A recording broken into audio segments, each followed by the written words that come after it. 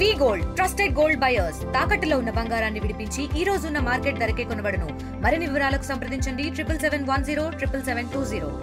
మారేడుమిల్లి అడవి ప్రాంతంలో ఆపరేషన్ సంభవ్లో భాగంగా అలాగే వరుస 2 ఎన్కౌంటర్లు అయితే జరిగాయి. ఈ ఎన్కౌంటర్లో ఇప్పటికీ కీలకమైనటువంటి మావోలిస్ట్ నేతలు మృత్యువాత పడినటువంటి పరిస్థితి. 13 మంది వరకు కూడా మావోలిస్టులు హతం చేశామంటూ కూడా ఒక పక్కన ఆ పోలీసు అధికారులు అయితే చెప్పుకొస్తున్నారు. ఈ నేపథ్యంలో వాళ్ళకి సంబంధించిన బాడీలన్నీ కూడా ఇక్కడ ఏదైతే రంపచోడవరం ఏరియా ఆసుపత్రిలో ప్రస్తుతం పిఎం అయితే నిర్వహిస్తున్నారు. ఇక్కడైతే కుటుంబ సభ్యులు అయితే ఇప్పటికే చేరుకున్నటువంటి పరిస్థితి. మరో పక్కన ఇప్పుడు జరిగినటువంటి ఘటనలలో అలాగే అనేక ఆరోపణలు అయితే వెల్లువెత్తుతున్నటువంటి పరిస్థితి ప్రధానంగా ఉంది.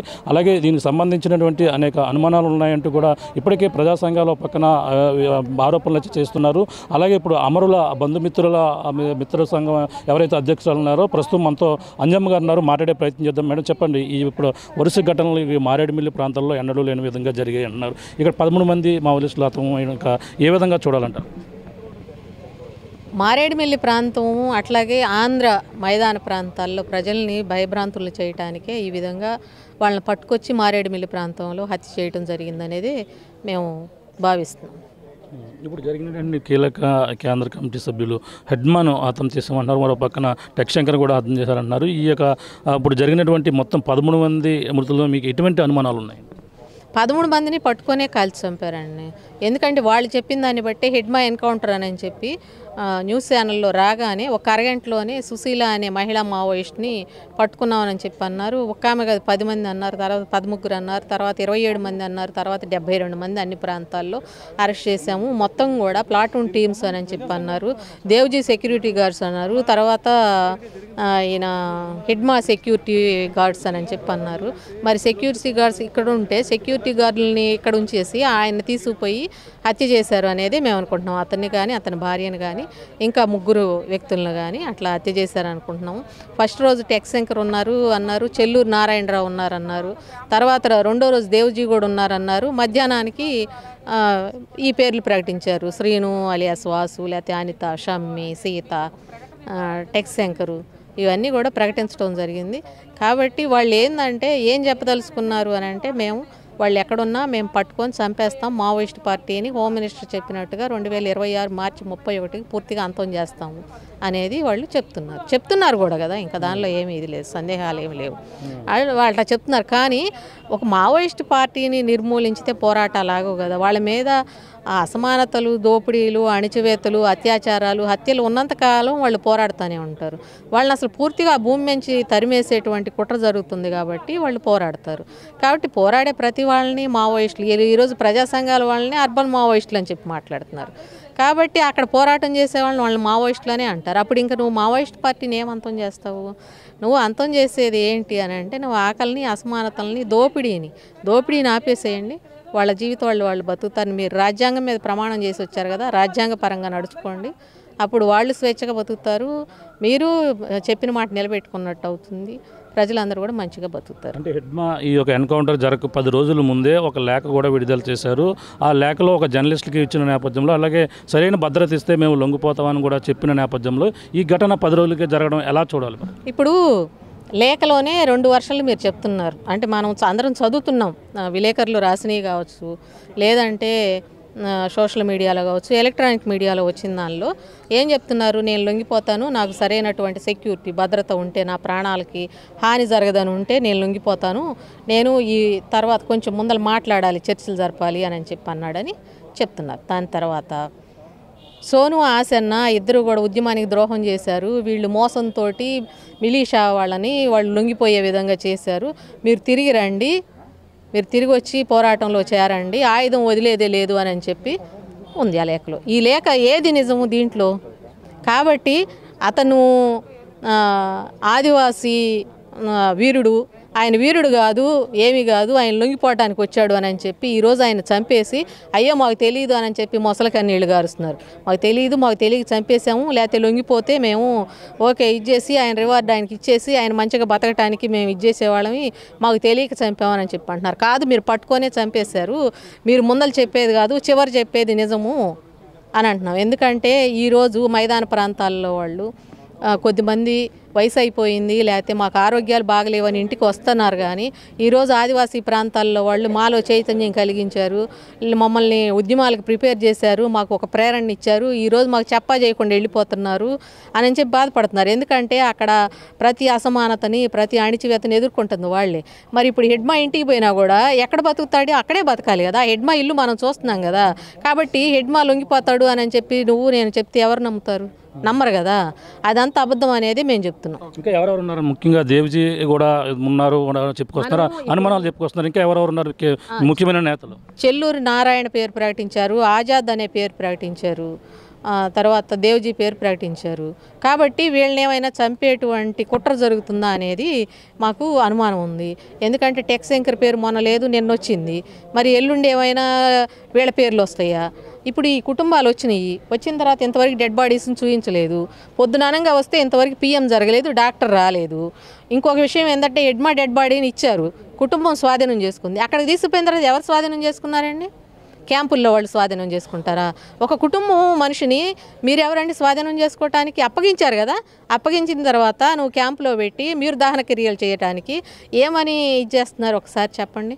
అంటే అవును, కుటుంబ సభ్యులు తీసుకెళ్లారు. కానీ మనం అందరం చూస్తున్నాం ఎలక్ట్రానిక్ మీడియాలో అక్కడ ఉన్నటువంటి క్యాంపుకు తీసుకెళ్లారు. ఎవరు బయట వాళ్ళు రావడానికి వీలు లేదని చెప్పి ఆంక్షలు పెట్టారు, వాళ్ళే దహనం చేశారు, అయిపోయింది. అది ఎట్లా కరెక్టు? ఎందుకు అంటే నంబాల కేశవరావుని అట్లాగా ఆయన డెడ్ బాడీ ఇవ్వలేదు, బూడిద ఇవ్వమన్నా కూడా ఇవ్వలేదు. వాళ్ళు ఏదో మామూలుగా ఇట్లా చేసుకుంటాము అని చెప్పి వాళ్ళు అడిగితే సాంప్రదాయబద్ధంగా బూడిద కూడా ఇవ్వలేదు. ఈరోజు హెడ్మాన్ తీసుకెళ్తే వాళ్ళ కుటుంబానికి ఎక్కడ అప్పచెప్పి అక్కడ మీరు స్వాధీనం చేసుకున్నారు, మీరే దహన క్రియలు చేశారు. ఏం చేస్తాయండి డెడ్ బాడీస్? ఏం చేస్తాయి? బూడిద ఏం చేసిద్ది? అంటే దాన్ని చూసి కూడా భయపడుతున్నారా మీరు? బూడిదని చూసి కూడా భయపడుతున్నారా? అంటే ఏమాత్రం ఇది అనుకోవాలి ఇక్కడ మనం?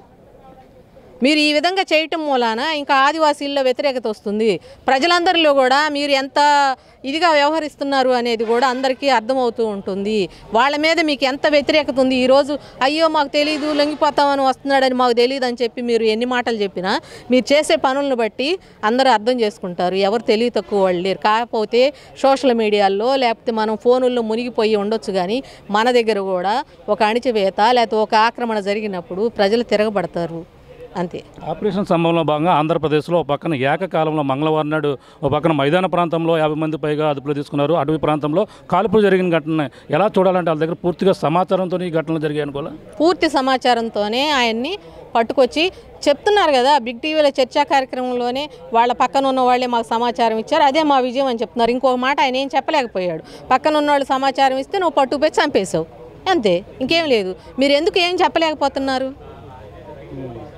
ఎవరండి? మనము పక్కన మనిషిని మనం చంపుకుంటున్నాం అంటే దేనికి చంపుతున్నాము? ఇది దేనికి సంకేతం అనుకోవాలి? సరే, ఒక దేశం మొత్తాన్ని ఈ ముగ్గురికి అప్పచెప్తున్నాము, మీరు ఏటో ఒకటి మూల పోయి బతకండి అని చెప్తారా ప్రజలకి? ఎట్లా బతకాలి? ఇప్పుడు మైదాన ప్రాంతాలు, ఈ అడవి ప్రాంతం అయిపోయిన తర్వాత మైదాన ప్రాంతాల్లో అవ్వక ముందులే ఇప్పుడు ఈరోజు కరేళ్ళలో జరుగుతుంది. ఇవాళ రాజధాని మేము సింగపూర్ చేస్తామంటారు, లేకపోతే చైనా చేస్తామంటారు, ఇంకోటి చేస్తామంటారు. ఏదో ఎందుకు చేయాలండి? అంటే ఇప్పుడు రకరకాల ప్రచారం జరుగుతుంది. పక్కన తలదాచుకోనకు వచ్చారని కొంతమంది చెప్పుకొస్తున్నారు. లేదంటే మైదాన ప్రాంతంలో కొంతమంది రావడం జరిగింది, ఇక్కడ ఉన్నారు. మొత్తం ఏదో ఆంధ్రప్రదేశ్లో పెద్ద ఇక్కడ ఏదో పెద్ద బ్లాస్టింగ్ తలపెట్టాలని ప్లాన్ చేశారని కూడా ఇప్పుడు వాళ్ళు చెప్తుంది. కూడా బ్లాస్టింగ్ అనేది చెప్పలేదు. ఎవరు? ఇంటెలిజెన్సీ ఎస్పీ కూడా లడ్డా గారు ఏం చెప్తున్నారు? వాళ్ళు లొంగిపోవటం ఇష్టం లేక వాళ్ళు బతకటం కోసం అని చెప్పి ఇక్కడికి వచ్చారు. వాళ్ళు బతుకు తెరువు చూసుకొని బతకాలనుకున్నారు, వీళ్ళ కళ్ళల్లో పడ్డారు అనేది వాళ్ళు చెప్తున్నారు. అందుకనే వాళ్ళ మీద ఉన్న రివార్డులు వాళ్ళకి ఇచ్చేస్తాము అంటే ఉద్యమం అక్కడ కొంచెం పరిస్థితులు అనుకూలమైన తర్వాత అక్కడికి పోయి వాళ్ళు పనిచేయదలుచుకున్నారు అనేది చెప్తున్నారు. వాళ్ళు ఏ బ్లాస్టింగులు అవన్నీ మనం అసలు అనుకోవటానికి కూడా వీల్లేని పరిస్థితి. వాస్తవం ఏంటంటే ఇది కరెక్టు. వాళ్ళు ఏదైనా ఒక 10 మందో 5-6 లేకపోతే 4 ఈ వలస కూలీలతో పాటు వాళ్ళు కూడా కొద్దిమంది వచ్చి పని చేసుకొని బతకడానికి వస్తే వచ్చి ఉండొచ్చు. వాళ్ళు చెప్పినట్టుగానే అక్కడ పరిస్థితులు అనుకూలంగా లేవు కాబట్టి లొంగిపోవటం అంటే ఇప్పుడు లొంగిపోయిన వాళ్ళు ఎవరైనా బయటకు వచ్చారండి? అందరు పోలీసులు అదుపులోనే ఉన్నారు. ఒక 20 మంది లిస్టు చెప్పారు, దాంట్లో టెక్శంకర్ పేరు కూడా ఉంది. గంగన్న అన్నారు, రాజిరెడ్డి అన్నారు, ఎవరో సాంబయ్య అన్నారు. 20 మంది లిస్టు చెప్పారు. ఎవరు లొంగిపోయి వచ్చిన వాళ్ళని ఇంతవరకు చూపించడం కూడా చూపించలేదు. మరి వాళ్ళ దగ్గర ఉన్నారా? అసలు రాలేదా? మరి రాకపోతే వీళ్ళు ఎందుకు ప్రకటించారు, ఎందుకు జరుగుతుంది ఇదంతా అనేది కూడా మనకి తెలియని విషయం. కేవలం 3 PM మాత్రమే ఉన్నటువంటి పరిణామం కనపడుతుంది. ఇంకా 10 మంది ఉన్నారు. ఎందుకు ఆలస్యం అవుతుంది? కుటుంబ సభ్యులు రావడానికి నిరాకరిస్తున్నారు అనుకోవచ్చా? కుటుంబ సభ్యులు రావడానికి నిరాకరణ కాదండి, ఇప్పుడు దగ్గరగా ఉన్న వాళ్ళు వచ్చారు. మొన్న జరిగిన దానిలో భాగంగా ఇప్పుడు ఆదివాసీలు కాబట్టి 2 కుటుంబాల వాళ్ళు వచ్చారు. హెడ్మాతో పాటు హత్య చేయబడ్డ కుటుంబాలు 2 వచ్చినాయి. ఇప్పుడు శంకర్ కుటుంబం వచ్చింది.